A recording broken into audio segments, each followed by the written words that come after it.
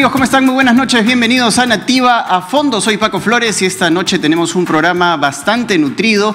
Vamos a hablar, por supuesto, de la coyuntura nacional. Tenemos al politólogo Omar Aguapara, con quien vamos a analizar algunos de los recientes episodios de la política nacional, y también vamos a hablar con la abogada penalista Romy Chan sobre el caso del empresario en Villa El Salvador que asesinó a un delincuente cuando éste amenazaba a su familia en un intento de robo en su local.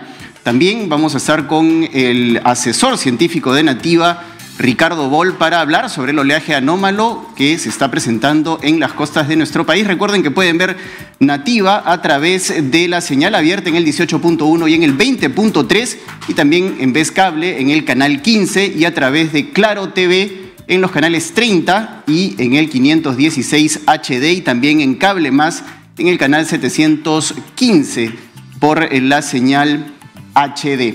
Vamos a empezar esta edición de Nativa a Fondo conversando precisamente con el analista político Omar Aguapara. Él es politólogo, director de Ciencias Políticas de la Universidad Peruana de Ciencias Aplicadas, y vamos a analizar, por supuesto, todo el contexto político de la semana que está terminando el día de hoy. La presidenta Dina Boluarte ha pedido reprogramar la audiencia en el Poder Judicial, en donde tiene que declarar por las muertes ocurridas luego de las manifestaciones entre diciembre y febrero de este año, pero también la situación diplomática con México se complica. Hay un intercambio de declaraciones entre el presidente mexicano Andrés Manuel López Obrador y la presidenta de la República, Dina Boluarte. López Obrador ha calificado nuevamente de usurpadora a la mandataria peruana y Dina Boluarte, por supuesto, no se ha quedado callada y le ha respondido. Todo esto más y más lo vamos a analizar con Omar Aguapara, que ya se encuentra conectado con nosotros vía Zoom. Omar, muy buenas noches, gracias por estar con nosotros en Nativa a Fondo. Hola Paco, ¿cómo estás? Gracias por la invitación y felicitaciones por la nueva posición en Nativa.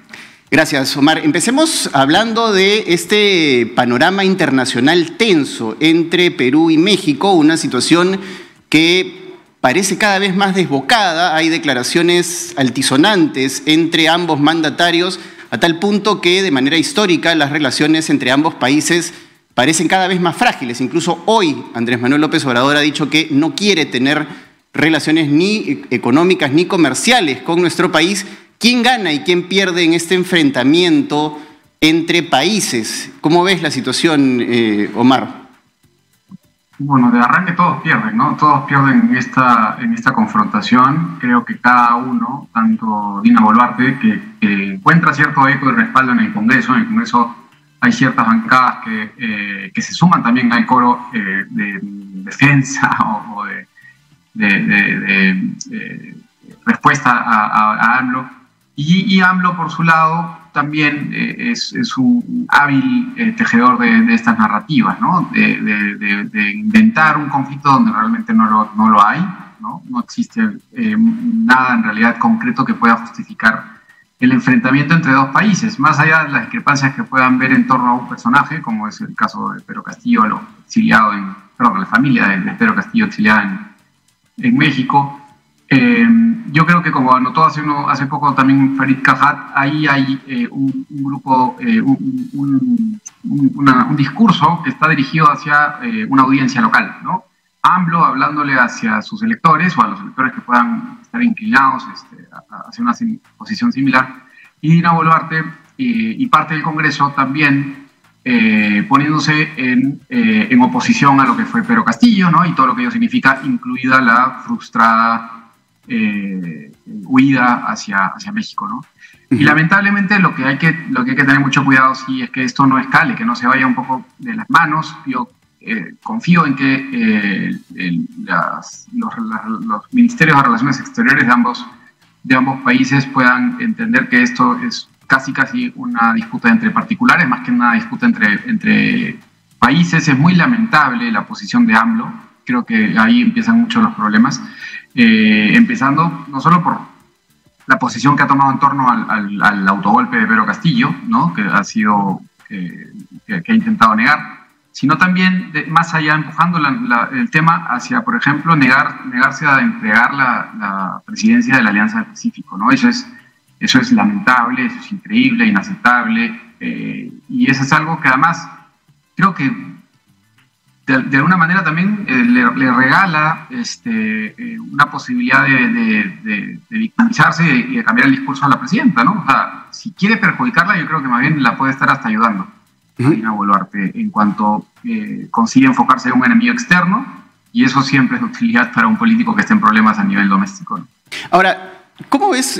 Hay distintas opiniones con respecto a esta situación, Omar, y una de ellas es que esto tiene un componente básicamente ideológico, es decir, no hay una razón concreta por la cual Andrés Manuel López Obrador o Dina Boluarte se enfrenten realmente, sino que hay una construcción de una narrativa en la que además lo acompaña el presidente colombiano, ¿no?, Gustavo Petro, y que se ha extendido por la región y que de alguna manera además el gobierno de Dina Boluarte ha tratado de controlar sin mucho éxito, hay que decirlo, ¿no? Porque, digamos, incluso algunos informes de los cuales hemos sido testigos en estas últimas semanas le dan la razón a la ruptura constitucional que produce Pedro Castillo el 7 de diciembre, es decir, confirman que hubo un golpe de Estado, cosa que tanto AMLO como Petro niegan en su narrativa.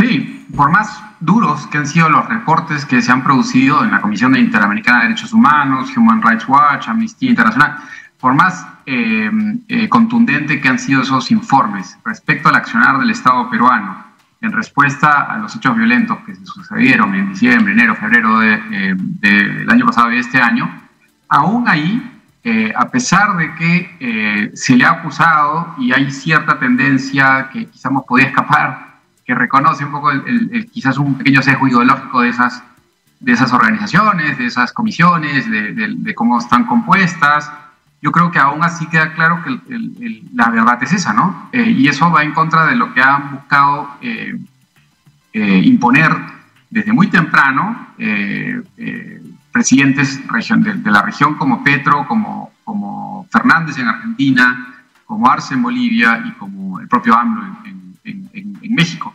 Obviamente, yo creo claramente guiados por un interés ideológico, ¿no? Por tener o por intentar replicar de alguna manera lo que fue esta marea rosa, esta ola rosa que tuvimos en América Latina hace unos 15 años, más o menos 20 años que van a ser, en la que hubo sí un bloque muy fuerte en torno al ALCA, ¿no? al grupo que lideraba Hugo Chávez. Ante la ausencia de algo similar, creo que hay un intento por reconstruir algo así parecido a una especie de alianza latinoamericana de izquierda. Y el caso de Pedro Castillo les sirve, ¿no? Les sirve como para aglutinar esas fuerzas. Y como bien señalas, no encuentran un eco, no encuentran en realidad un respaldo en los informes de organizaciones que podrían ser consideradas de alguna manera más progresistas, más de izquierda, más alejadas de lo que podría ser un gobierno de derecha. Y sin embargo persisten en ello, ¿no? Y persisten en ello creo que simplemente para sumar réditos ideológicos. Acompáñanos, Omar, a revisar precisamente las declaraciones que ha dado la presidenta Dina Boluarte el día de hoy con respecto a las palabras del presidente mexicano. La audiencia que estaba fijada para el 31 de mayo, porque ese día tenemos la actividad del simulacro de sismo, como que ya siempre se programa año tras año, y es el 31 de mayo, ¿no? Yo voy a acudir al Ministerio Público, voy a contestar cada una de las preguntas que la fiscal me hiciera, no me voy a acoger a ese derecho de quedarme en silencio, porque creo que la primera persona que quiere saber la verdad, qué pasó con los fallecidos en esas marchas de protestas violentas, es Dina Boluarte.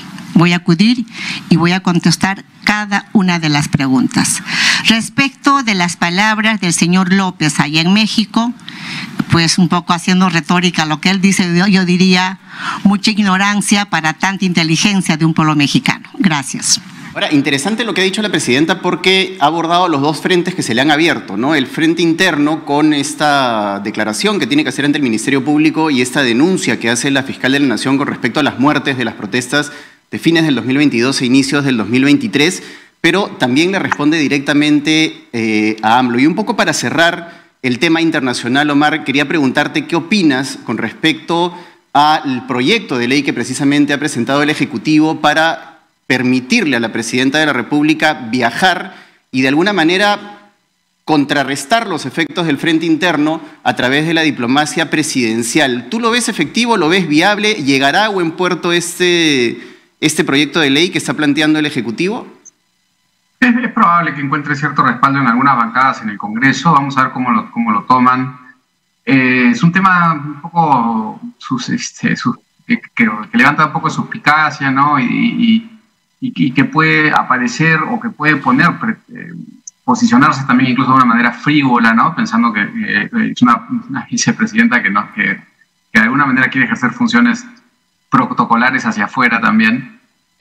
Y probablemente también hay una motivación de querer contrarrestar esta narrativa que se está construyendo al exterior, porque para afuera creo que el mensaje es mucho más duro, ¿no? Empezando por los informes de las comisiones que hemos hablado, de las organizaciones de los que hemos mencionado, pero incluyendo también periódicos casi universales como el New York Times, ¿no? que han sido también bien categóricos y bien exhaustivos en sus reportajes.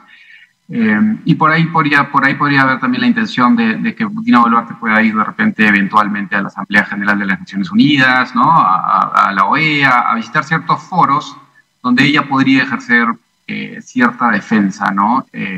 Usando su posición como presidenta. Habrá que ver si es que encuentra el consenso en el Congreso, seguro vamos a hablar de eso en un ratito, pero ahí hay más bien una especie de equilibrio que se está dando entre las fuerzas políticas y esta votación podrá de repente ser una indicación más o un indicador más de cómo se están alineando las distintas bancadas en el Congreso, ¿no? Claro, y precisamente una de las suspicacias que genera este proyecto de ley es que se quiere modificar la ley orgánica del Poder Ejecutivo y no ir a través del cambio constitucional, que es la manera como algunos consideran que se debería hacer este cambio, ¿no? Porque finalmente los constituyentes de la Constitución del 93 nunca pensaron o nunca se figuraron el panorama de un presidente sin vicepresidentes. No existe precedente, ¿no?